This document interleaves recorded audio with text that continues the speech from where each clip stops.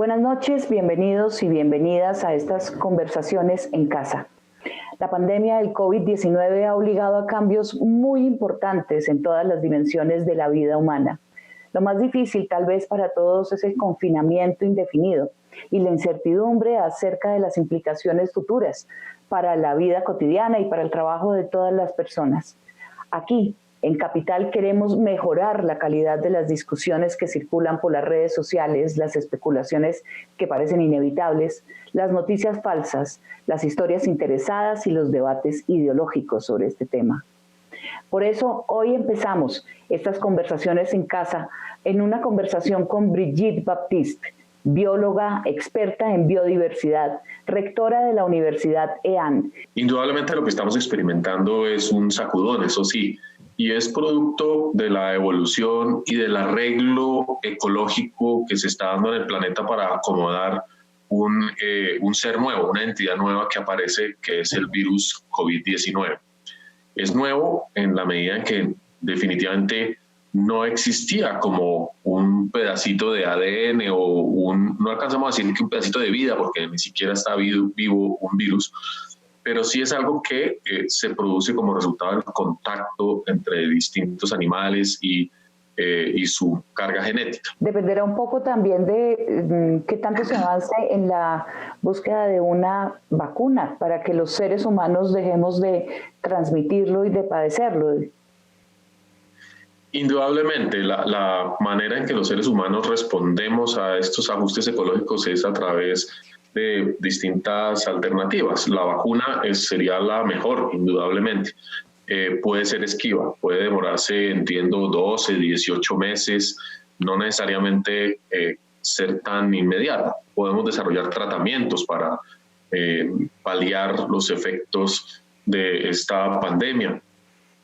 Podemos generar alternativas culturales para que los impactos sean menos graves. Lo estamos viviendo, el confinamiento y la cuarentena son parte de esas estrategias adaptativas, pero lo cierto es que eventualmente no podemos conseguir una vacuna y eso va a demorar mucho más tiempo y vamos a tener que jugarnos al ingenio para convivir con el coronavirus. Hoy vamos a hablar del impacto del COVID-19 en la escena musical, con Chucky García. En este momento la escena musical, el sector musical en Bogotá pues está parado, como tantos otros sectores finalmente también. Los festivales que estaban programados, sobre todo los de estos primeros 6 meses del año, digámoslo, han tenido que reprogramar. Algunos ya anunciaron sus fechas. Uno de ellos fue justamente el Festival Estéreo Picnic, que se va a realizar en diciembre. La semana pasada también los organizadores del concierto de Kiss, también de la banda internacional Kiss, también lo van a realizar en diciembre. Y digamos que poco a poco las productoras privadas, sobre todo de conciertos, pues han empezado a reprogramar. Usted recomiéndenos algo. ¿Cuáles son las nuevas producciones que están surgiendo o qué música vale la pena escuchar que se refiera a esta situación de la que nadie tiene escapatoria en el planeta en este momento? Sí, yo sé. A ver, a mí me gustaría recomendar, más que un álbum, me gustaría recomendar un documental que se llama El futuro no está escrito. Es un documental sobre el líder de una banda muy famosa que se llama The Clash, Joe Strummer, que es un hombre además que primero, obviamente, afrontó muchas crisis en su vida, la pérdida de un hermano, una cantidad de cosas súper fuertes, y luego, cuando él finalmente llega al tope del éxito con su banda The Clash, resulta que de nuevo entra en una crisis, en un túnel oscuro donde no encuentra la luz. Luego se acaba la banda, ¿no? Y luego él finalmente prácticamente decide empezar a hacer como unas fiestas, una emisora independiente, como una radio pirata, y se aleja de la industria de la música convencional. Alguien le regala un casete del músico colombiano Andrés Landero, un casete de cumbias, y el tipo eso le vuela la cabeza. y el tipo encuentra que finalmente la música puede, de nuevo, viajar mucho más allá y mucho más rápido que el hombre mismo. Para analizar estas decisiones del presidente Trump, muy controversiales y muy riesgosas para Colombia, conversaré esta noche con León Valencia, investigador social y analista político, director de la Fundación para la Reconciliación Pares. León, buenas noches, gracias por aceptar esta charla. Ana María, muy buenas noches. Y pues es un gusto estar contigo y en Canal Capital y salir del encierro mediante esta forma. Gracias, León. Bueno, vamos a hablar de una correlación de factores. Primero comencemos con los Estados Unidos. Se ha convertido muy rápidamente en el principal foco de contagio de COVID-19 en el mundo, con un número en aumento permanente que supera las 325,000 personas contagiadas en este momento y la cifra de personas fallecidas se acerca a las 10,000. Pero en noviembre próximo serán las elecciones en las que Donald Trump va a buscar ser reelegido. ¿Cómo se relacionan estos dos factores, León? Pues sí, es que lo que está ocurriendo en Estados Unidos es una catástrofe. Pues la gran potencia mundial tiene ahora el foco de contacto del COVID-19. Ya solo en este momento en muertos, llevan unos 10,000 Estados Unidos, o ya sobrepasó esa cifra. Solo lo superan Italia, España. Muy pronto, pues creo que será Estados Unidos el mayor, digamos, foco de muertes por este contagio. Y porque además, perdóname, el pico todavía no les ha llegado, se espera para después de mediados de abril. Sí, España e Italia están saliendo, pues y China ya dejó atrás, digamos, que es la otra donde se inició toda esta pandemia. Y entonces esta catástrofe pues le pasará cuentas, sin duda a Trump. ¿Por qué? Porque hubo una irresponsabilidad enorme de él de menospreciar este fenómeno y esta peste. Y digamos, los analistas empiezan a ver que digamos, el electorado y los ciudadanos de Estados Unidos muy pronto tendrán ante sus ojos una catástrofe enorme y reaccionarán seguramente en contra de Trump porque por la irresponsabilidad tan grande del mandatario. Pero a esos movimientos de los Estados Unidos ya han saltado China, Rusia, que digamos que más que aliados de Venezuela es que Venezuela tiene una deuda muy grande con ellos como para que ellos se queden callados y dejen pasar su deuda, pero también la Unión Europea. Es decir, es un poco el juego de siempre de los presidentes norteamericanos de jugar a la guerra como aliciente, digamos, de su electorado, pero en esta situación, ¿será que se le voltean las cartas? ¿Que el mundo se opone a esta situación, a este despropósito que está cometiendo? Pues Ana María, realmente estamos ante un problema enorme. No se puede menospreciar lo que está ocurriendo.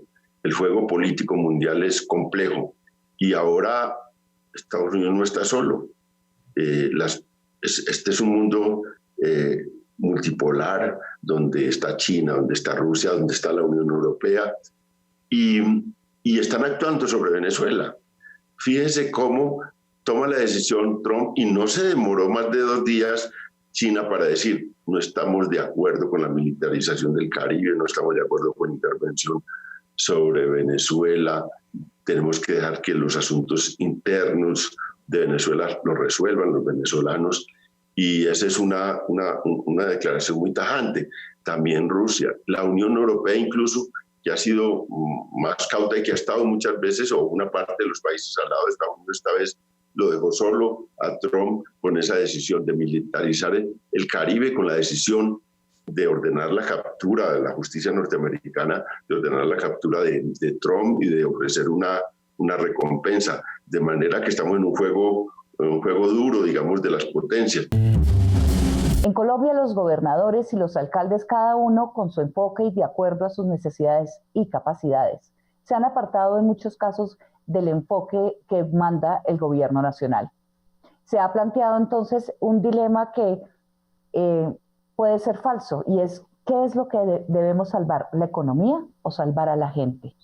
¿Esto es o no un dilema? Para hablar sobre este tema, nos acompaña hoy, o está conmigo en esta conversación, Daniela Gómez. Daniela, buenas noches. Buenas noches, Ana, muchas gracias por invitar. Daniela es politóloga de la Universidad Javeriana y coordinadora de la línea de investigación en democracia y gobernabilidad de la Fundación Paz y Reconciliación, y ha participado en distintos proyectos de investigación y consultorías para organismos internacionales. Daniela, tomando en cuenta las medidas que se han tomado en Colombia frente al COVID-19, ¿cuál considera usted que es el enfoque que ha asumido el gobierno hasta el momento y sobre cuáles supuestos está basado ese enfoque? Bueno, pues en primera medida yo quiero poner como de precedente que el gobierno nacional ha tenido un enfoque no solamente frente al coronavirus, sino a lo largo de todo, pues los casi 2 años que lleva de gobierno, sobre todo en materia económica. Y es unos supuestos, digamos, muy básicos de la economía neoliberal que dicen que, digamos, irrigando liquidez a sectores económicos formales y a empresas, estos generan empleo y, por tanto, irrigan el bienestar económico y hacen crecer la economía. Digamos que en la crisis esto se ha notado. En total el gobierno nacional ha sacado 194 medidas hasta el viernes pasado, y de estas 23 habían estado dirigidas a población vulnerable, 26, y 20 empresas. Aclárenos un poquito el tema del CISBEN. Dice, partamos de la base de que el CISBEN es corrupción. O sea, si no es el CISBEN, entonces, ¿cómo hacen los gobernadores, alcaldes, en fin, para saber dónde está la población más vulnerable? ¿Cómo funciona el CISBEN? Pues digamos que eso depende mucho de las capacidades de los municipios. El CISBEN es sin duda una herramienta, una de las herramientas que no solo va a consultar el CISBEN, sino otras bases de datos, y que las va a compartir a departamentos y a municipios. Obvio, todos quisiéramos que se hiciera como se está haciendo en Bogotá, que es ir calle por calle, sacar encuestadores, se ha visto la estrategia de trapos rojos, las personas que necesitan alimento de forma inmediata, pero pues no todos los municipios cuentan con la capacidad económica, logística, etcétera, que tiene Bogotá. Aunque también hay que pensar que en Bogotá, pues con casi 8 millones de personas, pues sería más difícil que en un municipio de 100.000 habitantes. Sin duda el municipio de 100.000 habitantes pues no tiene los ingresos de Bogotá, entonces no puede desplegar esto. Entonces el CISBEN es una fuente, digamos, mínima, sí, claro, pero deben adelantarse otras estrategias. En los municipios pequeños con mayores necesidades, pues no es tan difícil geográficamente cubrir las áreas y los barrios más marginales para poder identificar las familias, los núcleos, etcétera. Charlas que buscan reflexionar acerca de estas enormes implicaciones de la pandemia del coronavirus para todas las actividades del ser humano. Hoy voy a charlar con Catalina Ceballos. Catalina, buenas noches. Ana María, buenas noches. Muchas gracias por la invitación y, por supuesto, un saludo muy especial a todas las personas que en este momento nos acompañan aquí en Canal Capital. Pensemos en el otro aspecto, digamos, hablas de deberes y de derechos de los artistas, pero también pensemos en que el alma del artista vibra en unas ondas diferentes a las del economista, a las del médico o a las de los otros personas que están cumpliendo, digamos, con unas funciones o están desarrollando determinadas actividades en este momento en confinamiento. ¿Qué sucede con el artista confinado? ¿Qué podría suceder ahí? Pues en estos días se habla mucho de la historia, digamos, del caso de Petrarca, de Shakespeare, de situaciones en las que en aislamiento y en confinamiento se han creado grandes obras para la humanidad, pero no todo el mundo es igual, claro, pero ¿qué sucede con un artista confinado? Yo he pensado en mis amigos artistas. Yo no he hablado con muchos de ellos, pero, por ejemplo, supongo que hay muchos de ellos en sus estudios componiendo, pero también siendo espíritus tan libres con los que he hablado, sé que se han sentido con mucho desasosiego. la necesidad de salir, de encontrarse, de charlar, de simplemente salir. El hecho es decir, a nosotros nos están confinando por nuestro bienestar. Muchas personas o colectivos han adelantado diversas protestas en las calles. Es decir, que el escenario de cuarentena impone un silencio en las calles y un distanciamiento social, pero si observamos con detenimiento nos encontramos una sociedad que sigue claramente en ebullición. Para tratar este tema voy a conversar esta noche con Sandra Jaramillo Restrepo. Sandra, buenas noches, bienvenida a esta conversación. Hola Ana María, buenas noches y saludo también a la teleaudiencia, gracias por la invitación. Claramente el 21N y todo el movimiento del paro nacional estaba inserto en un contexto internacional que había que entender y reconocer. Asimismo, pues obviamente esta pandemia es pandemia porque es global, todos los países están afectados. ¿Cómo ve el escenario internacional de esos países que estaban más o menos en las circunstancias nuestras? Chile, Argentina, España. Sí, creo que ahí también hay una situación para analizar, porque así como decíamos, la protesta es global, y también decimos la pandemia es global, y precisamente es un escenario en ese sentido, diríamos, hasta interesante, como esta situación por la cual nos sentimos parte de un colectivo. Creo que el hecho de ver que lo que ocurre en un país tan alejado como China o en una lógica cultural tan distinta a nuestros países andinos como Italia, ver que esas realidades interpelan mi propia cotidianidad y me obligan, por ejemplo, a cambiar hábitos y demás, creo que eso nos hace sentir también como parte de, como dirían los ecologistas, del oikos, del planeta como una casa de todos, y abrirse también como una conciencia tan fuerte de eso, me parece que está en vinculación con profundizar la idea de que hacemos parte de un proceso globalizado que obviamente tiene realidades nacionales y como ya sabemos, hay siempre como ese juego entre lo global y lo local al que nos invitan, como te decía ahorita, sectores ambientalistas. El deporte, que paró en el mundo entero y muy rápidamente se empezaron a presentar las cancelaciones y aplazamientos de todas las ligas, campeonatos, torneos y por supuesto del plato fuerte del 2020, los Juegos Olímpicos de Tokio. Hoy para conversar sobre este tema está Giselle Aparicio. Giselle, buenas noches, bienvenida a esta conversación. Buenas noches, Ana María, y me complace mucho saludarla desde mi casa para hablar de este tema, como usted dice, muy extraño para el mundo del deporte. Nunca antes, por lo menos esta generación, no había vivido una situación tan difícil, tan extraña, tan absurda, como fue la cancelación de todo el deporte en todo el mundo. La última cancelación de los Juegos Olímpicos, de unos Juegos Olímpicos, fue después de la Segunda Guerra Mundial. Entonces, tal vez esta generación que estamos vivos ahora no conocemos que es un ciclo olímpico detenido por culpa de una cosa tan extraña que es un virus, una pandemia. Y eso lleva a los deportistas a una situación muy compleja, muy rara, muy triste, es de no poder hacer lo que eligieron ser, hacer el deporte, salir a la calle a hacer su práctica y estar encerrados en su casa tratando de ver cómo entrenan, cómo hacen para no perder esa forma, sobre todo los deportistas profesionales. ¿Qué pasa con los colombianos consagrados, deportistas que viven en el exterior? ¿Ha habido alguna alerta así como la historia que me estás contando de Nicaragua, que es tremenda, alguna alerta con algún deportista colombiano consagrado que esté viviendo en otros países? La semana pasada, Tatiana Calderón, que es nuestra piloto de pruebas de Fórmula 1, estaba en Japón y se desató todo el tema de la pandemia y ella quedó atrapada en Japón porque no había vuelos para regresar a su ciudad base, que es Madrid. Hicieron una gestión entre ambos países y en un vuelo charter pudieron trasladarla a ella y a sus compañeros de equipo hacia Madrid, pero llega a Madrid donde la situación está completamente desbordada. Ella hablamos con ella y nos dijo, bueno, ya estoy al menos tranquila porque estoy en mi casa y aquí me voy a guardar, digamos, pero ella estaba, digamos que en una situación difícil, como también ya están algunos jugadores de la Liga Italiana, por ejemplo.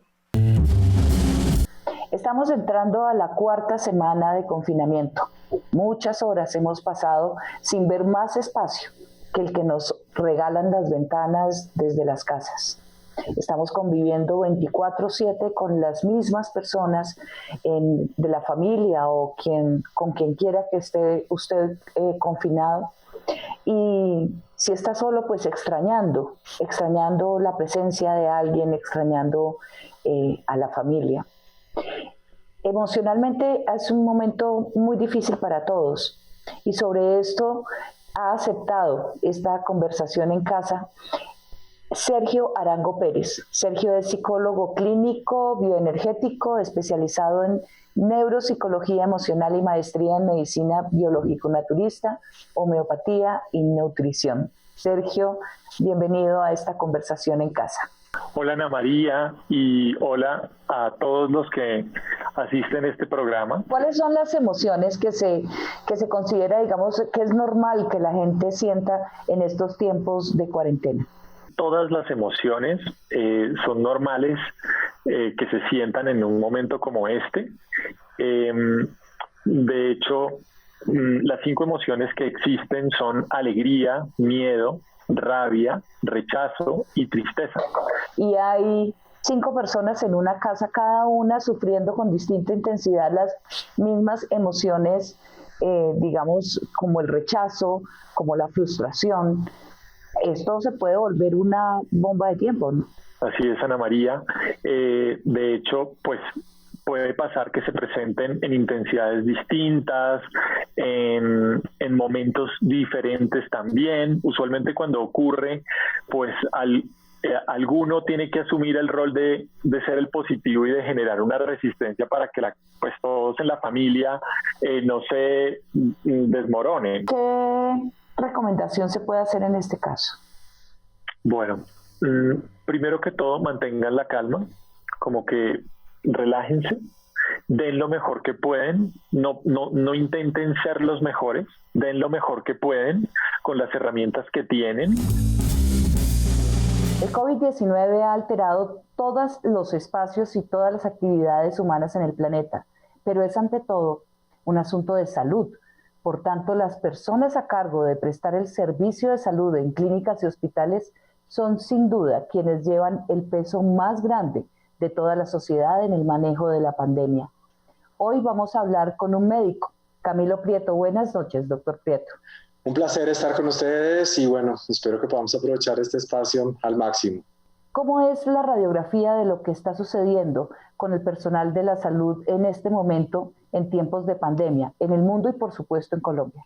Hay que empezar por hablar que estamos en un momento de crisis, un momento de fractura en el que se han hecho evidentes una cantidad de problemáticas que vienen acumuladas desde hace muchos años en el personal de la salud, especialmente con lo que tiene que ver con pagos atrasados, con horas trabajadas no canceladas, con contratación informal, contratación irregular, pero que en este momento de pandemia se suma un factor extra y es la carencia de los equipos de protección. Más hay una parte, perdóname, hay una parte que son privados, que son las ARL, que son las que supuestamente tienen que entregar esa dotación de protección, ¿no?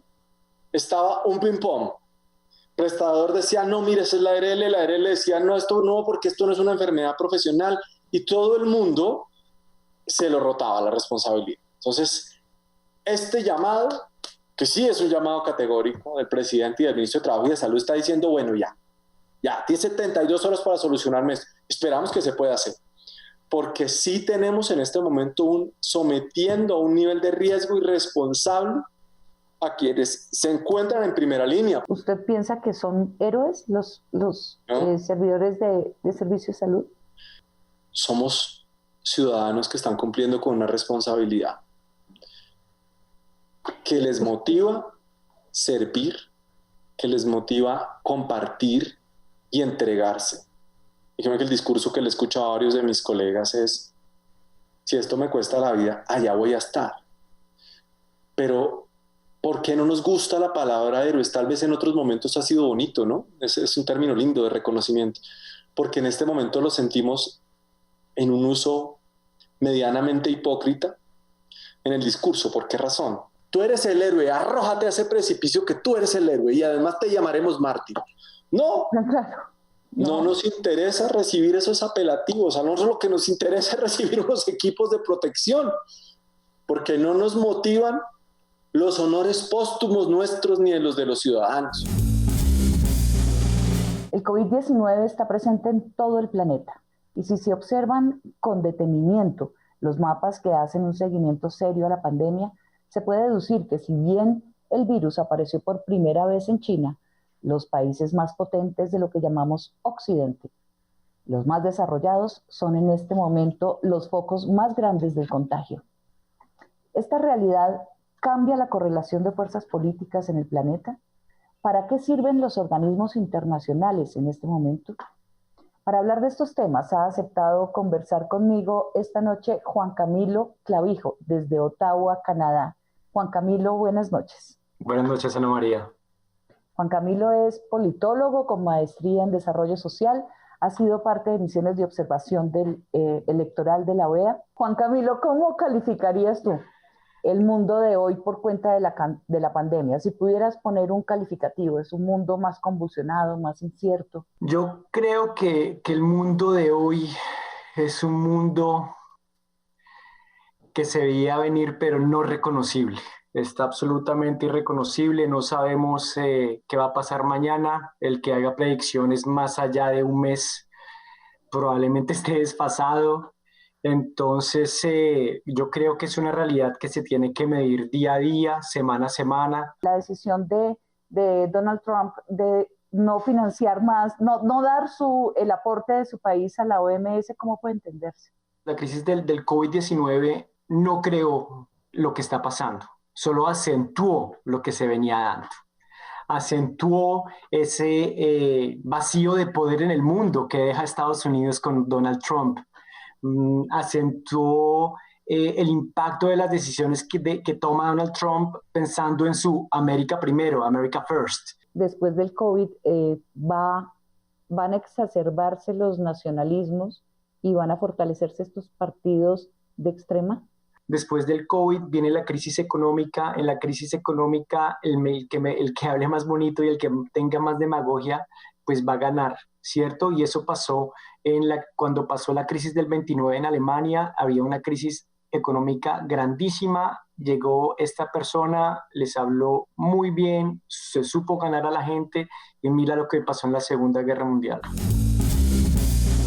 Si frenar la pandemia supone un esfuerzo enorme en el área de salud, atacar sus consecuencias pasa por garantizar que todos los seres humanos podamos alimentarnos a pesar de la gigantesca crisis económica en la que el mundo comienza a verse inmerso.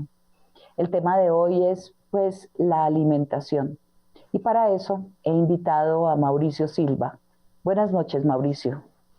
Hola, ¿cómo estás? Muy buenas noches.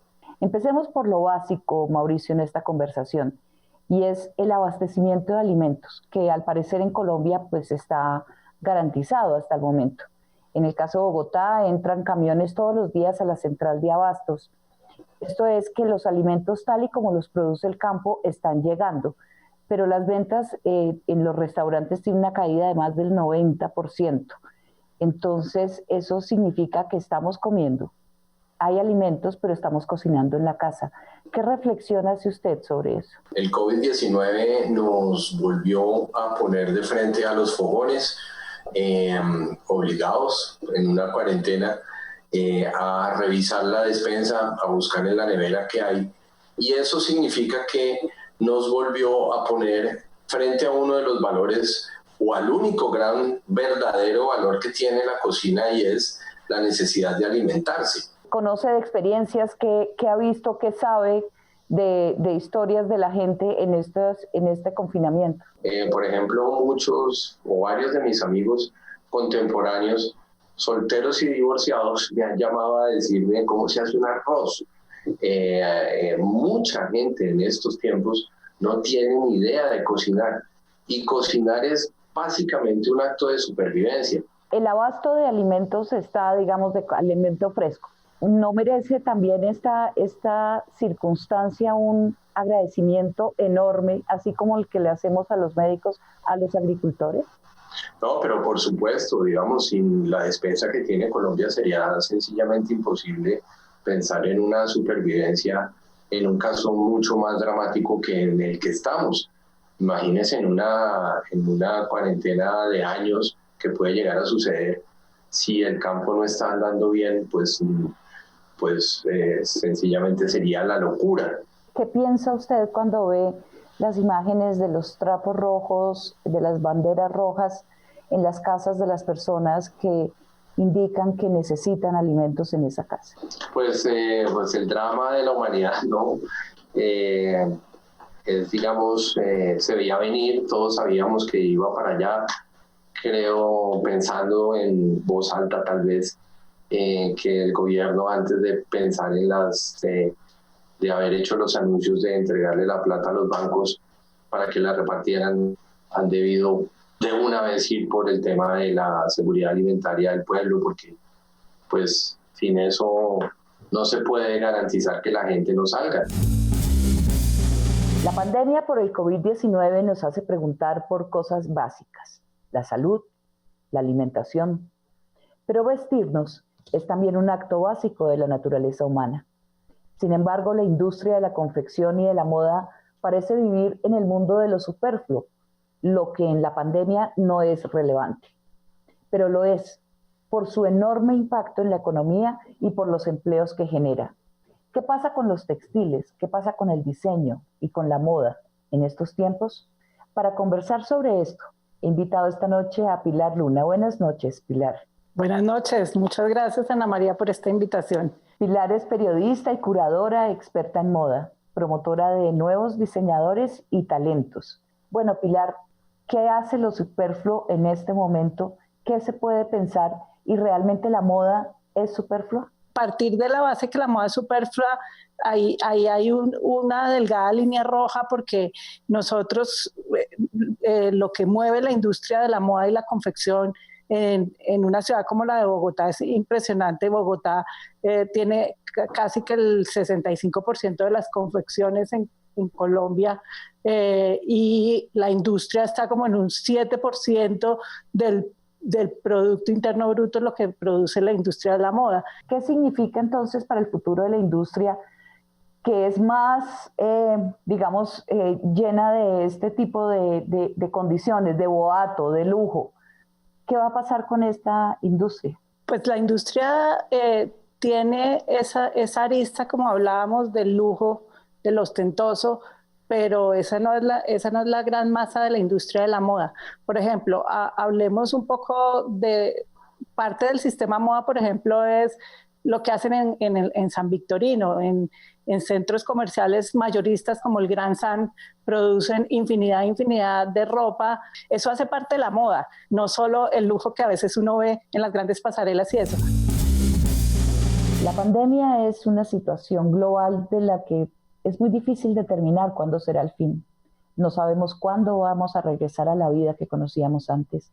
Y no tenemos cómo decirles a los niños cuándo van a regresar a la escuela y si al hacerlo volverán en las mismas condiciones de antes. Las aulas virtuales son una alternativa, claro, pero este es un ensayo tan novedoso que aún no sabemos si realmente funciona. Y en un país tan inequitativo como Colombia, esta disyuntiva deja por fuera del acceso a la educación a una enorme cantidad de niños, niñas y adolescentes.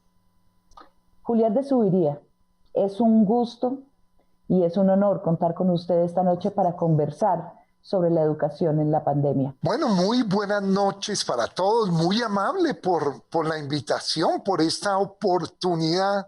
Estamos en una situación en la que el hogar se convierte en una aula de aprendizaje, 24 horas de convivencia de padres, madres y cuidadores con los niños, con los hermanos. ¿Qué papel juega ahora la forma como educamos a los niños? ¿Cuál es el rol de la familia aquí? Es una situación totalmente nueva para los padres. Son padres que la gran mayoría siguen trabajando, pero lo hacen desde la casa y tienen a sus hijos, y yo les llamo mucho la atención, en una situación totalmente excepcional. Sus hijos no pueden ir al parque, no pueden hablar con sus amigos, por lo menos como lo hacían, no pueden saltar, correr en las calles, jugar fútbol como lo hacían. Entender que educación no es solamente conocimientos que se dan en el colegio. La educación también es aprender como las cosas que los niños están aprendiendo hoy en día en casa. Padres, es bueno que entiendan que educar es formar un mejor ciudadano, que educar es desarrollar un individuo. No se trata, como muchos creen, que educar es matemáticas, historia, geografía, no. Entonces, ¿no es también esto una oportunidad para crear nuevos conocimientos? ¿Nuevas maneras de abordar el conocimiento? Sí, nuevas maneras. Yo insistiría que en este periodo es más importante el corazón, el afecto, la convivencia, las actitudes, la autonomía. Eso es lo prioritario. Es que estamos en una guerra. La pandemia del COVID-19 nos afecta a todos los seres humanos de una u otra manera, en lo personal, pero también afecta a todas las relaciones humanas colectivas y va a impactar, y en eso parece que coincidimos muchos, en las formas de organización política. Los principios y los acuerdos que hoy damos por sentado posiblemente mañana queden atrás. Hoy voy a conversar sobre los riesgos que corre la democracia por cuenta de la pandemia.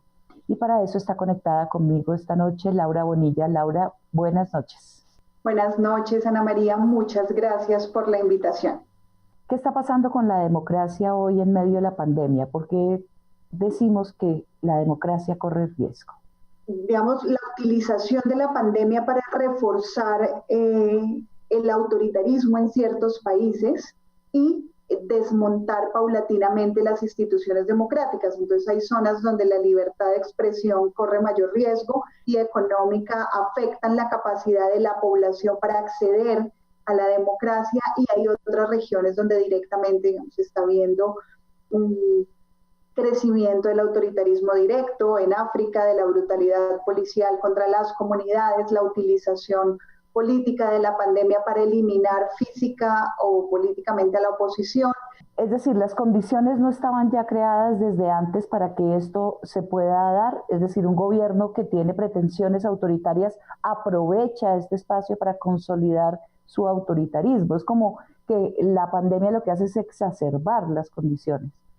Yo creo que en algunos casos sí y en otros no. En otros sí es una respuesta muy pospandémica, porque, por ejemplo, muchos países africanos estaban en una senda muy interesante de construcción institucional y democrática, de reconocimiento de derechos humanos, de inclusión de las mujeres. La primera medida es cerrar fronteras y esto, pues, alimenta a los grupos de extrema derecha. Sí, y eso es un ejemplo buenísimo porque justamente ese es el caso de la Europa más occidental, no Europa del Este, sino de la Europa de Occidente. Día de la Tierra, Día del Planeta, la casa que es de todos los seres humanos. ¿Y en qué circunstancias tan difíciles lo estamos conmemorando este año?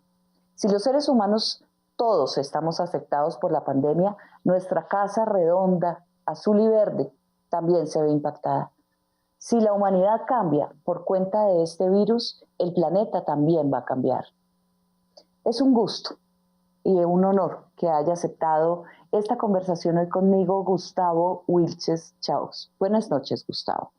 Ana María, muchísimas gracias. Es un gusto y sobre todo estoy muy agradecido y muy honrado de que me hayas invitado a que conversemos hoy con este motivo. Usted llama a esta pandemia un desastre silencioso y dice que es el desastre más complejo por el que ha atravesado la especie humana. ¿En qué se diferencia esta situación de muchos otros desastres que han afectado a Colombia en particular y a la humanidad? Bueno, pues partamos de una cosa básica y es una afirmación que parece tautológica, pero que cada día la veo más válida, y es que la principal característica de un desastre es que es un desastre. O sea, genera todo tipo de traumatismos en una sociedad, y no son traumatismos temporales como los que genera una emergencia, sino que son traumatismos profundos, son traumatismos que cambian totalmente eso que se llama, entre comillas, la normalidad de una sociedad, altera todos los ritmos de vida, altera todo este tipo de cosas. Todo ser humano es expresión de vulnerabilidad y al mismo tiempo probable vector de la amenaza. Entonces eso hace que sea tan compleja la situación. Es que este virus nos convierte, digamos, el virus está entre el límite entre lo vivo y no vivo, es una unidad de información, digámoslo así, que hackea las células humanas y nos convierte en sus transmisores, en sus multiplicadores y en sus transmisores, que es una de las razones por las cuales este desastre es más complejo inclusive que otras pandemias que ha habido antes, y es que los seres humanos, a través sobre todo del tráfico aéreo, del tráfico marítimo, pero sobre todo del aéreo, pues nos hemos convertido tanto en víctimas actuales o potenciales de este virus. ¿Qué nos puede recomendar a todos los que estamos padeciendo, digamos, este momento y tratando, qué terapia podemos usar para vivir la vida en este momento de la mejor manera? Mira, ojalá yo supiera, porque eso de cabeza fría, después tengo que ejercer el derecho de réplica en otro momento, porque realmente todos estamos tremendamente afectados. Lo que pasa es como alguien muy bien en un escrito reciente que circuló, y no me acuerdo del autor, no puedo citarlo, pero decía: todos estamos en la misma tormenta, pero no todos estamos en el mismo barco. Hoy es el día del idioma español, el día de la ñ, el día del libro. Es sabido que la lectura siempre es buena compañía, pero en estos tiempos de pandemia y de confinamiento, pues aún más. Impresas en el papel o brillando en las tablets o los computadores, hoy las palabras nos convocan en esta charla con un gran escritor colombiano, Ricardo Silva Romero. Es un honor estar con usted, Ricardo. Buenas noches. Qué alegría, Ana, poder hablar hoy además este día.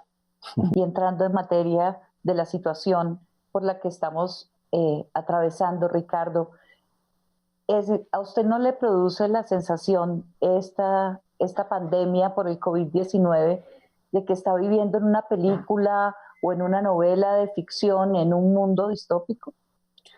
Yo creo que justo en una situación como estas es lo que suele pasar en las ficciones, en las novelas. Las novelas suelen ser sobre tiempos difíciles, sobre personas como nosotros, comunes y corrientes, encarando tiempos difíciles, encarando sociedades en el precipicio, en el borde. Y sí, es lo que estamos viviendo. Claramente es una novela que alguien habrá de contar. Ricardo, ¿qué película o películas o qué libros se le parecen un poco como a esta situación? Todas las películas de guerra tienen algo semejante. Hay un subgénero dentro de esas películas de catástrofes y guerras que son el subgénero de niños en la guerra. La lengua de las mariposas y Adiós a los niños, y otra que se llama La esperanza y la gloria, que es una película muy bonita también, o El imperio del sol, que es niños viendo la guerra, que son conmovedoras, estremecedoras. Alguien que conoce muy bien a los más peques de la sociedad ha aceptado hoy conversar conmigo acerca de ellos. Buenas noches, Yolanda Reyes. Hola, Ana María, ¿cómo estás? Muy bien, Yolanda. Muchas gracias por haber aceptado esta conversación. Yolanda nació en Bucaramanga, es escritora de cuentos y novelas para niños y para adultos. ¿Cómo se debe tratar el tema de la pandemia con los niños más pequeños? ¿Cómo puede explicárseles adecuadamente la situación que estamos viviendo? Bueno, pues los niños son concretos en la primera infancia. Los niños necesitan saber, pero necesitan la voz del adulto que ponga orden, porque también me parece que lo del miedo a enfermarse, o sea, tampoco es un virus que para ellos sea un virus letal, eso lo sabemos todos. Cuénteme, Yolanda, ¿cómo es la experiencia de la educación virtual en los más pequeños, en la primera infancia? Los niños piensan caminando, moviéndose, tocando. El mundo de lo sensible y de lo sensorial es parte inherente de su forma de estar en el mundo y de aprender. La cara del otro, la cara, y cuando digo presencias fantasmales, es que yo siento que la educación inicial es una educación que no puede prescindir de las 3 dimensiones. ¿Qué pasa con el cine en la pandemia? Esta conversación va sobre eso. Buenas noches, Claudia Triana. Bienvenida a Conversaciones en Casa. Buenas noches, muchas gracias por esta invitación. Gracias, Claudia. Claudia ha sido una trabajadora incansable por la cinematografía colombiana y tiene una larga trayectoria como gestora cultural. Desde hace 20 años es directora de Proimágenes Colombia, Fondo Mixto de Promoción Cinematográfica. La pandemia pues, nos mete en un cambio indiscutible en todas las actividades que supongan contacto físico y una de estas pues, es la industria audiovisual, la producción audiovisual. No hay cine de individuos, todo cine es de equipos. ¿Cómo está siendo la reacción para poder mantener la industria del cine en el mundo y en Colombia en esta situación? Bueno, en primer lugar, a todos nos tomó por sorpresa. Nosotros en este momento tenemos un universo de por lo menos 70 proyectos y personas que ya se vincularon por convocatoria.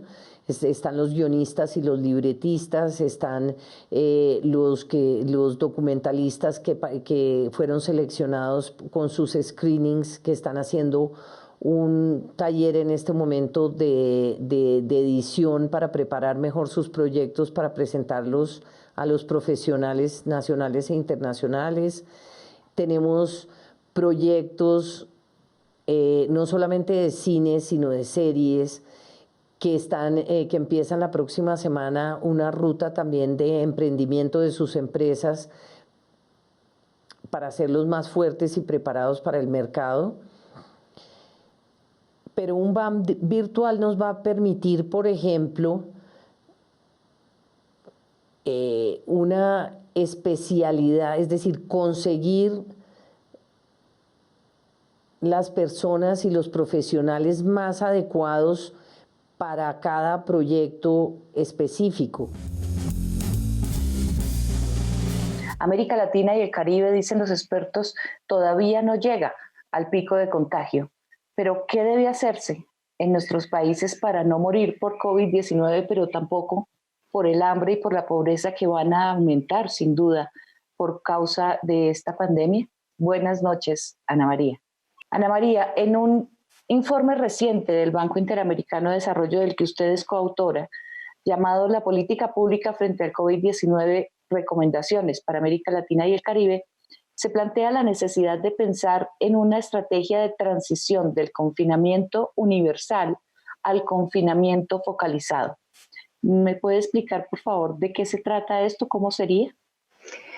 Sí, en este momento el manejo de la pandemia, el manejo del virus, dada la capacidad de los sistemas de salud de la región, solamente permite un confinamiento que nosotros llamamos universal o generalizado, es decir, todos los hogares todas las familias en sus casas, encerrados, porque si hay muchos contagios del virus, se sobrepasaría la capacidad del sistema de salud de nuestra región. ¿Qué recomendaciones se pueden hacer en el sentido de empezar a esta focalización de la que ustedes hablan? ¿Por dónde empezar o cómo empezar a hacerla? Lo primero y lo más importante es lo que ya mencioné, el sistema de salud con una capacidad para recibir personas infectadas y contagiadas que además están graves.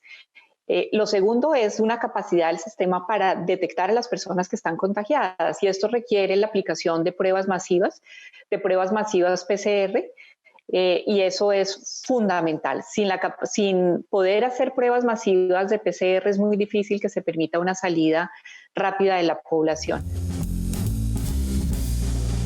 Hoy es 29 de abril, Día Internacional de la Danza, y creo que después de la medicina, obviamente, la danza es la profesión que más conoce del cuerpo, que vive de él y para él. Para hablar de la danza, del cuerpo como expresión del arte y del teatro también, está conmigo esta noche Juliana Reyes. Juliana, buenas noches. Hola Ana María, buenas noches. Juliana es dramaturga, directora teatral y gestora de proyectos.